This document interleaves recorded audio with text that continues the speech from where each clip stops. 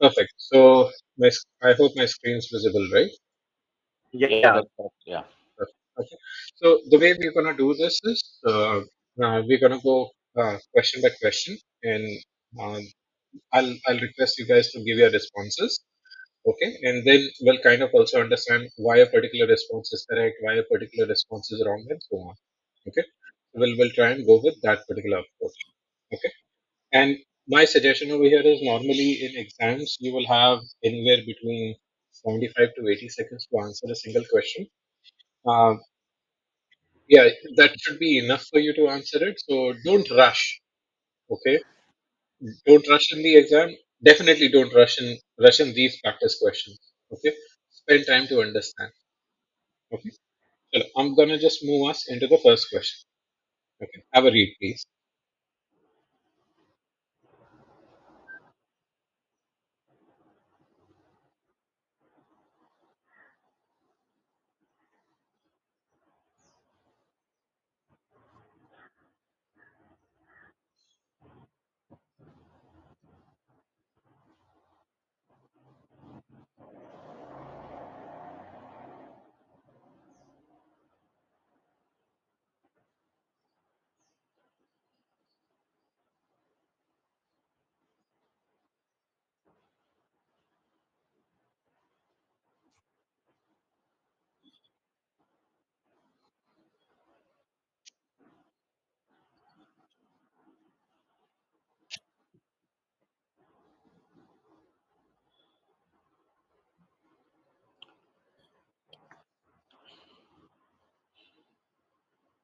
It's a very simple question.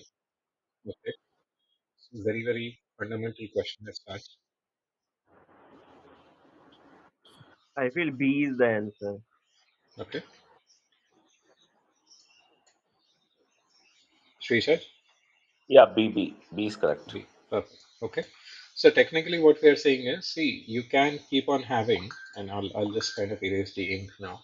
Okay, you there will be various digital transformation activities that will happen within the organization. Some of them might be BAU activities as well. Okay, nowadays you guys are hearing a lot, right? That AI adoption and other things are kind of happening.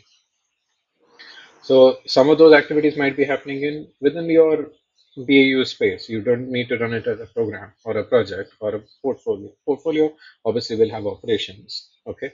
So what they are saying is, should it be a single project? Should it be discrete projects? Okay. Discrete projects means portfolio, or should be projects integrated as part of a program. Okay. All this is pretty much a lot of fluff information around tailored needs and everything. But the main thing kind of comes in over here that if it is disjointed, okay, you will not get strategic cohesion and benefits realization, which is the key reason for us to do a program. Okay, and that's what it is asking. Now, one of the key reasons I've structured at least 40 questions in this way, wherein I've structured the question towards the end, okay, so that when you're reading through, you're able to kind of understand what all information may be unimportant for you, and then what is the key question. Okay, so everything being said over here, even if you just focus on this one particular line, okay, which says which are the following best supports proceeding with the program rather than a portfolio or a standalone project, and the correct answer to that is correct. That's B. Okay. Okay. Program focus on stakeholder engagement and business case and streamline decision making. Yeah, stakeholder engagement and decision making is going to be there irrespective whether it's program or not. Portfolios ensure that every project aligns with the organization risk tolerance and schedule priorities. That is also correct, but the question over here is program, right? And projects allow for clear deliverable focus and minimize overall strategic risk due to smaller scopes. Again, too much of fluff, incorrect. Okay, so and let me clear this up. So Yeah. one of Once the things one. that I've also started doing over here is I've started putting the explanation on the screen. Okay, so that whenever you're prepping up for exam, okay, you can also kind of go through these explanations, which will help you revise your concepts. Yes, Risha, you were about to say something. Yeah. Yeah. I mean, see, my question is basically you made a statement that portfolio will consist of operations also, but Yes. my thinking was that even in program you will have multiple projects and operations. Is that? No, no, no, no, no, no, no, no. And that's why this question is very, very important. Okay. Guys, as per PMI, okay, projects and programs will have a definite start date and will have a definite end date. With Okay. operations, as you remember, operations will never have an end date. Hmm. What Srisha you are mentioning, and let me expand on that, is as part of benefits delivery and realization, Hmm. once a component within a program finishes or the entire program finishes, okay, you will transition those activities onto operations or another program. Okay, in this case, I'll stick to the operations part of it. Hmm. That is more on the transition engagement. Hmm. With portfolio, what happens is portfolio is like you running a business. In a business, you might run certain independent projects, you might run a program of related projects, and then you will Hmm. have your BAU activities. Okay, think Hmm. about Apple, right? Apple as an organization. So Apple as an organization will have their day-to-day operations of selling computers, phones, blah blah blah. That's operations, right? Okay. Similarly, Apple will also kind of go through do certain independent projects, like they had a car project or something, right? Which they have now scrapped.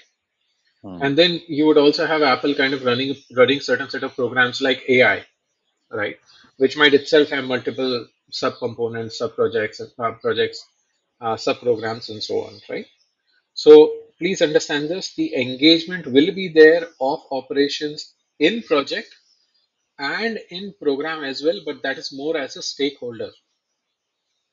Portfolio has the actual operations. Okay, just have that in mind when when you're looking through it. Okay, Yeah. normally. Yeah, Mhm, I understood that. My the thing is that see the entire portfolio. If you look, mhm, the programs and projects will be only a small part of the portfolio. Say in Apple or say in right. other any other company. Mhm. So it is basically a business as usual. And then why should we have a certification for that where the say PMI's main interest is in project management and program I management? think, And see, I think it's a good question, and I'm certainly not qualified to answer that because yes, guys, this is not a PMI sponsored event, right? This is us kind of chapter members kind of getting together. Okay, mm, but the way I kind of think about it is even program management. Okay, these are more strategic roles. mm, Okay, so is portfolio management also. These are more strategic roles. Okay, mm, wherein obviously you will have the tactical aspects to it as well. Okay, now I do see a lot of members now appearing for PFMP as well. Okay, mm, and I'm pretty sure they might be getting some kind of benefits around it. Okay, but yeah, so these strategic roles, how PMI understands and shapes it up versus what might be the reality, there might be some differences around it. Okay, and PMI is also evolving, right? So back in the day, when we had the PMBOK 6, that was mm. purely on traditional project management. PMBOK 7 came in with a lot of influence of agile. Yeah. PMBOK 8, again, there are various conversations around it, right? So it's an evolving world. Certifications that had a value before may no longer have a value, and vice versa could also happen, right? So for example, there is a new job profile that is there in the market called as prompt engineering. Mm. Okay, and that job was not there even 2 years back. No one knew what it was. Yeah. Okay, so it's an evolving market. We don't know how people might be actually benefiting from doing these certifications. PFMP, sorry, I'm not the right person to even answer it. Okay, but coming back to the point over here, okay, that when you're looking into operations, if there is a specific term called as operations, or there is certain terms which say that you're going to continue doing this particular set of activities throughout the lifetime, then that is operations and that's portfolio. Don't mistake that to your business being your operations being stakeholders for your projects and programs. They are stakeholders. They're not part of your program. Okay, so Okay. part of the program means they are not officially your team. Okay, Mm. they would be as stakeholders wherein they would be doing testing, you'll be handing over the benefits to them, but that's it. Okay, you're not you're not liable for their day-to-day performance. if I have to put it in that way. Okay, cool. Yeah. Yeah. So, so that's what we kind of explain over here is what does a program really do? Okay, it emphasizes this. It kind of gives optimal resource allocation. Also, you might see this as an option coming out in the exam, wherein program manager will be using PMO for optimal resource allocation, right? Because there might be certain team members whose skills might be required on more than one projects under the Mm, program. So that's where the program manager and the PMO, which is PMO over here. Again, remember, guys, this is the program manager's team, not the enterprise level PMO. And I've repeated mm, that in the earlier sessions as well. Okay. mm. So even that optimal resource allocation will happen. And then obviously work plans. Okay. So that whenever there are strategies changing, whether a particular project is needed or not needed, and so on. Okay. Cool. I'll move on to the Okay. next question. Yeah. Question two.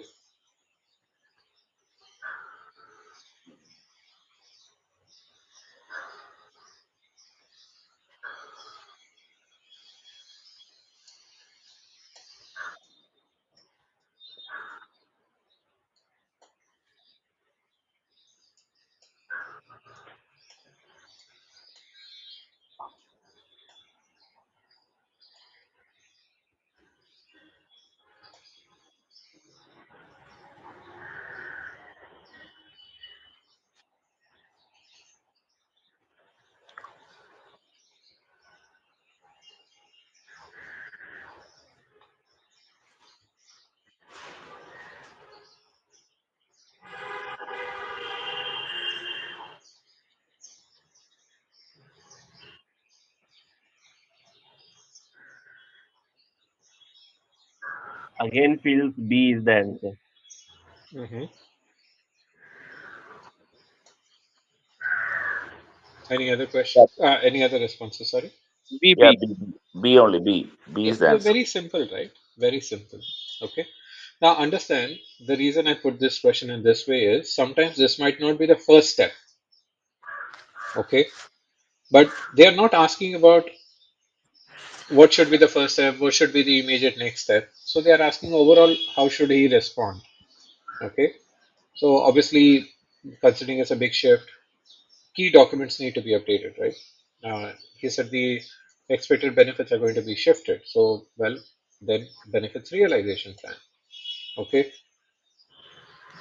Obviously, with this, timeline will also shift. So the moment benefits shift, program roadmap, which has the milestones for the benefit, that will also shift. These are related documents, right? Hmm. Now, there might be other things that might shift as well. So the business case might also get updated. With business case, your program charter will also get updated. Your program scope document will also get updated. So a lot of these things will get updated. Okay, because understand this that when you're seeing a shift in benefits, that means a lot of things might get shifted.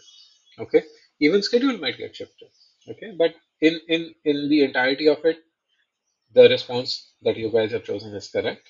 Okay, directly adjusting the schedule and scope cost, well, does make sense. You're not there yet. Okay, it might come in as part of a meeting with the governance board, but not immediately. Instead, project managers to incorporate new regulation using. Okay, hold on. Do we even know? Have we even analyzed what kind of impact it may be? Sometimes a regulation may be so drastic that you can't even adopt. You guys remember, right? The Dream 11 example. That was a regulation change. Okay. So they're no longer sponsors. So even if, let's say, there was a program running and the project managers had to do something about it, they can't because the regulation is very clear. So when that goes off. Expedite delivery of unaffected projects. Okay. You can say that this might happen in real life, but hold on.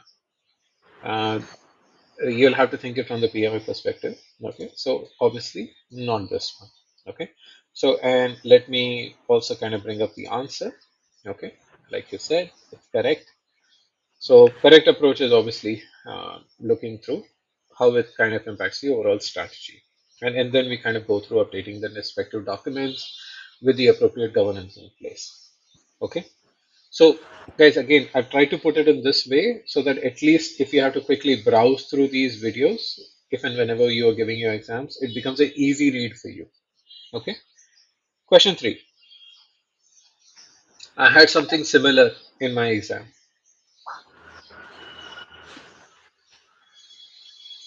Again, none of these are exam questions, guys. These are more of practice questions. Okay. But what kind of benefits you might achieve as a part of a program? I vaguely remember something of that sort. Okay, was there in my exam.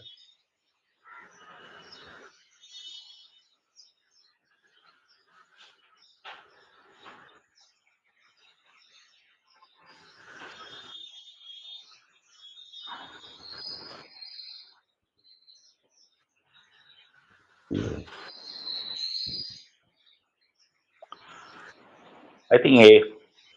Okay, Yeah, I also feel A is the answer. okay. Mobashir, thanks for joining. Your response? Yeah, I would, because it has written customer satisfaction scores. Hmm. So that is something which is, I think, scores are written, that is still something which we can quantify. Hmm. So that is tangible. Now, reduction in processing time. With that, I'm thinking whether it is catchable or not catchable. So, how to encash the reduction in processing time? I think that will be catchable. B would be the answer. Okay. So you said B. Okay. Guys, Yeah. sometimes these are very fundamental questions and we might lose a track on this. Okay.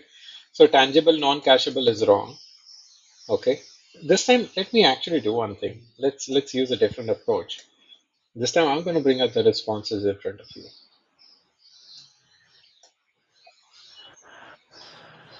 Okay. Now let's look back as to why this is the correct answer. Okay. So first of all, what are we saying over here? Okay. Customer satisfaction scores. Right. Now, is customer satisfaction score something that you can hold in hand? Can you touch it? Can you feel it?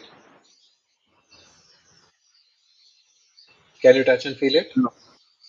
No. Okay, perfect.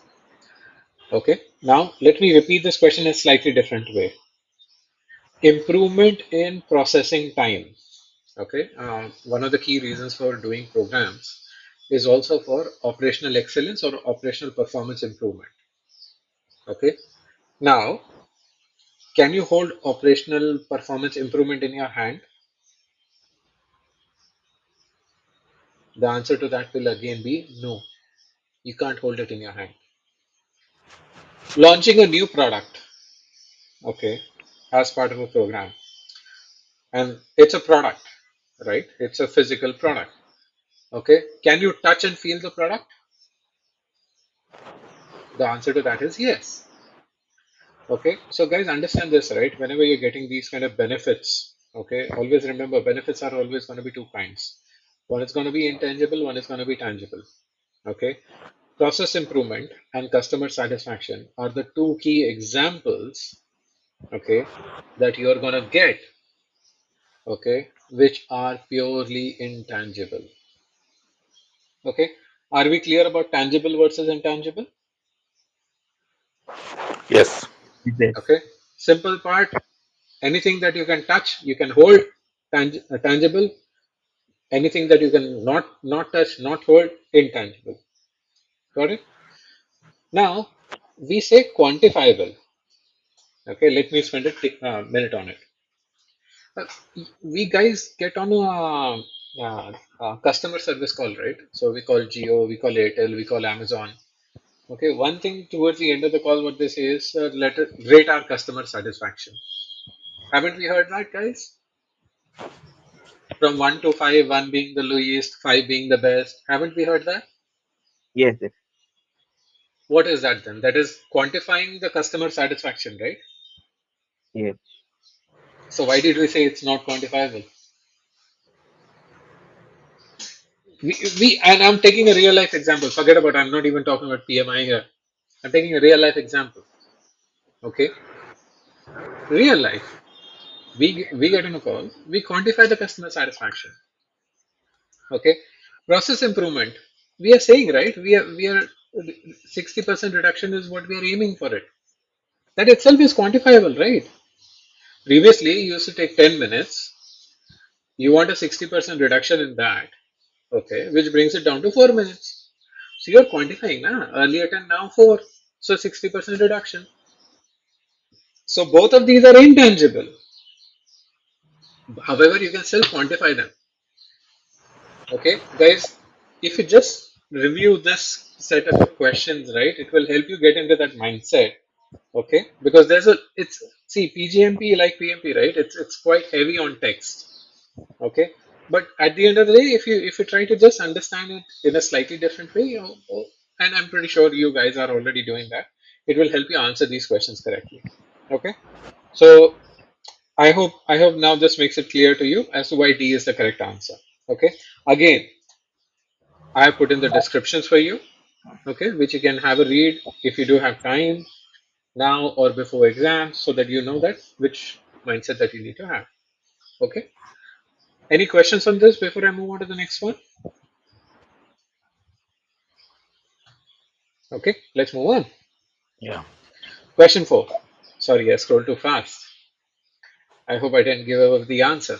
Okay, yes, kindly proceed, guys.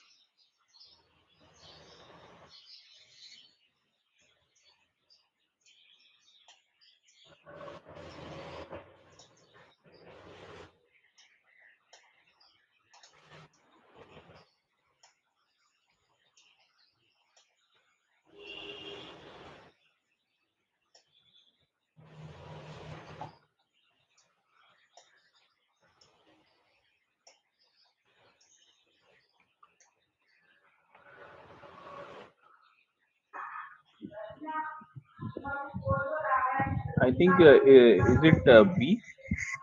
Okay, others? I also feel B. Okay, Shrishant? Yeah, I think it is B. Okay, very simple, right? And something we covered over the last couple of weeks, stakeholder engagement. Okay, directly kind of saying that okay, either you comply or we kick you out. Okay, so for example, there was a return to office that happened. Every organization adopted it differently. Okay, so not in this case, right? Directly saying that either comply or either we discipline you for non-compliance. No. Can this be an action later on? Could be. Okay, at very extreme situations, could be. Okay, so let's say someone does something extremely unethical, then you will have to discipline. You'll have to follow the organization policies and get that out. Directly escalate, hold on. First collaborate, then escalate. Okay, so always collaborate first and then escalate. Offer financial incentives. This could be one. Okay, but understand, right? They are not saying that they have money problems. They are saying that there is workload and more importantly, patient care interruptions. Okay, that cannot be always solved by money. Okay, so hence you're correct. B is the answer. So this is a typical stakeholder engagement side of a question. Okay, by engaging them, co-designing with them, you get their buy-in, you understand their concerns, you address their concerns, and then obviously you ensure that the communication is also there. Okay, so don't do it in silos. Even when you're when you're doing the activity, everyone needs to be in the loop because this is a very critical activity for the team. Okay, question 5.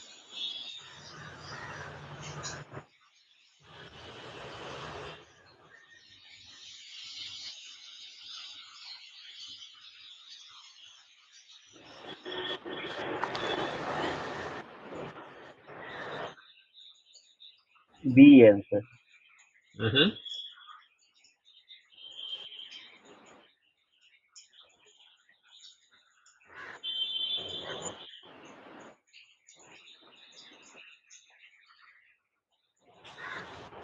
Rest of them, please. I think it's B. Okay. Ignoring is never going to be the right solution. Escalation may be required, not at this stage. Let's say the question would have said that even after having discussion with the functional managers, things are not worked out. Then you will escalate to the program sponsor. Okay, you're not going to directly jump in and have that conversation. Okay, so even this answer, if things would have been a bit more dire, okay, even this would have been a correct response. So the way I'll say this is, if you get this kind of a question, just read the question very clearly, because the answers could be either of these. Okay, but in this case, I would definitely support for B, and then obviously D is terminating the program. Sorry, not the right thing. You just can't say that. Okay, fine, I'm terminating the program. No, you don't even have the authority to do that. Question 6.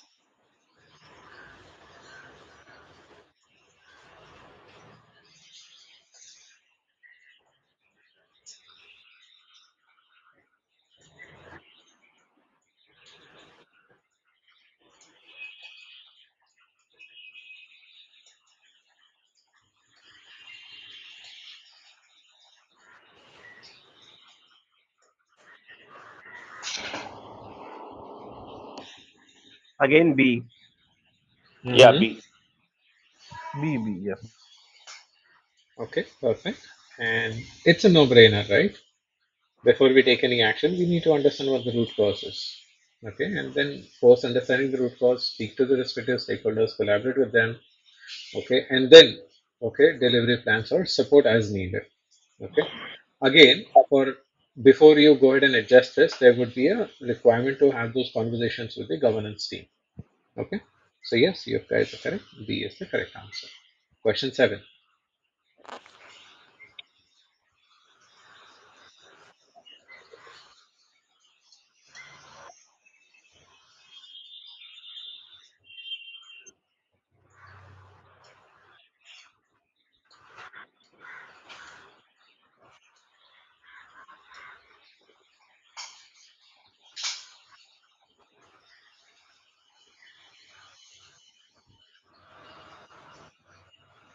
Again B. That's correct. Any contradicting views? I think I'll have to shift the answers. Probably the next 10. I'll try and shift the answers. Okay, Yeah, same B only. perfect. Yeah, yeah. And that's correct as well, right? Because technically what we are saying over here is, especially during the program mission statement, okay, this is where you're going to have a lot of strategic pushback from major stakeholders. Some might be happy, some might not be happy. So think it from this perspective, right? Today, AI is being rolled out across multiple organizations. Okay, one of the key stakeholders for this is going to be governance. Okay, because the governance team will say that, okay, you're using generative AI. How does that really ensure that the customer data or the you say MNPI, materially non-public information, does not get leaked out by using Gen AI? So they're going to be critical in there. Okay, and that's where they will say they're okay, fine. Can you please ensure that these things are there in place to ensure governance and so on? Okay, perfect. Question 8.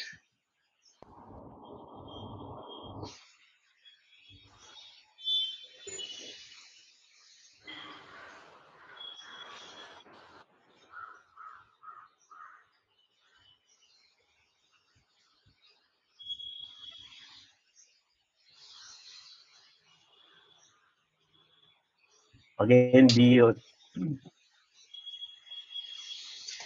I think I really need to pay attention when I'm making these questions. And this might also happen during the exam, okay, wherein don't second guess yourself if you're constantly choosing, because see, there are only going to be four options, right? Okay, and I think I had few multiple choice questions as well. I think around five or six multiple choice. Okay, so normally A, B, C, D, right? Don't get confused. If you got the right answer, you got the right answer. Don't constantly overthink. Oh, am I choosing B for everything or C for everything and so on? Okay, don't cross question yourself. Trust your knowledge, trust the education that you have gone through, and hopefully everything should turn out fine. Okay, Yes, B. B. Hmm. perfect. And that's what it is. So we are saying that yes, critical situation. Let's have an urgent stakeholder workshop. With workshop, what you're doing is you're getting all the SMEs together, kind of understand the key issues and how you will kind of look through possible solutions. Sometimes you might have workshops in two phases. One phase will be only on identification of the issues, And the second phase might be, okay, now that we have identified the issues, let's bring in experts who are SMEs in resolving those issues. So it might be a split also. So don't think that one workshop will have an answer for everything. Sometimes you won't have multiple. Okay. Next one.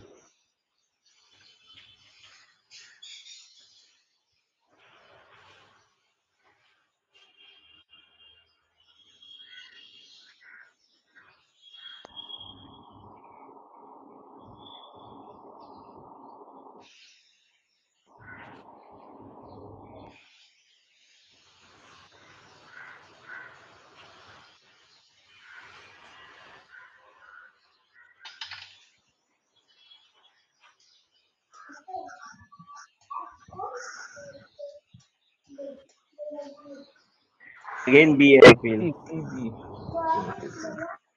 Okay. Now let me ask you to ask one of you to explain it. Why this? Why B?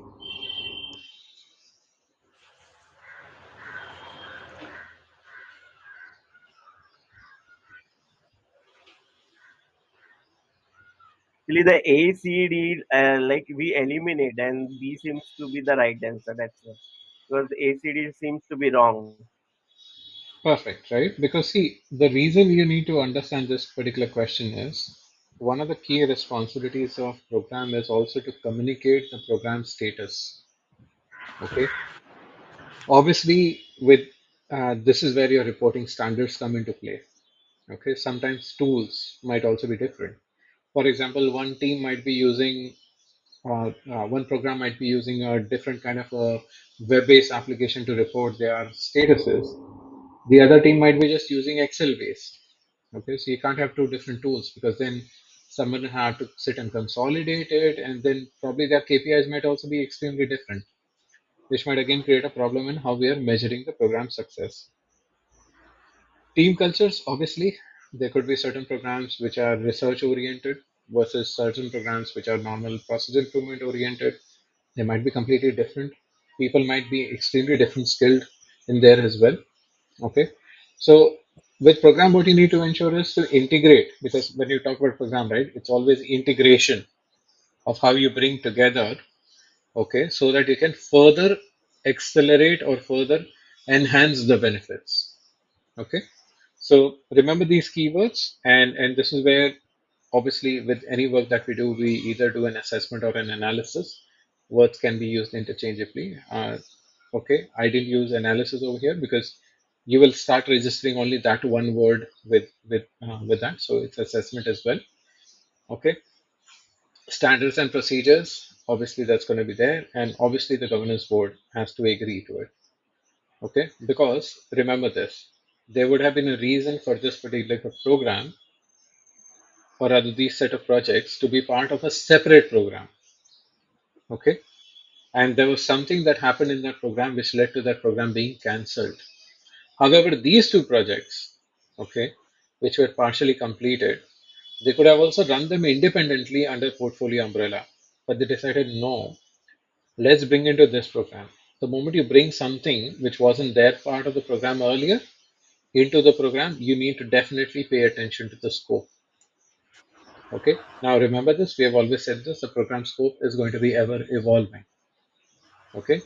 And in this case, let's say if these two programs, okay, or rather these two projects, if they are not even focused on kind of delivering something which is aligned to the strategic objectives of this program, then better not to integrate them. Okay, because there's no value into it. Okay, so yes, the answer is B. Okay, last question.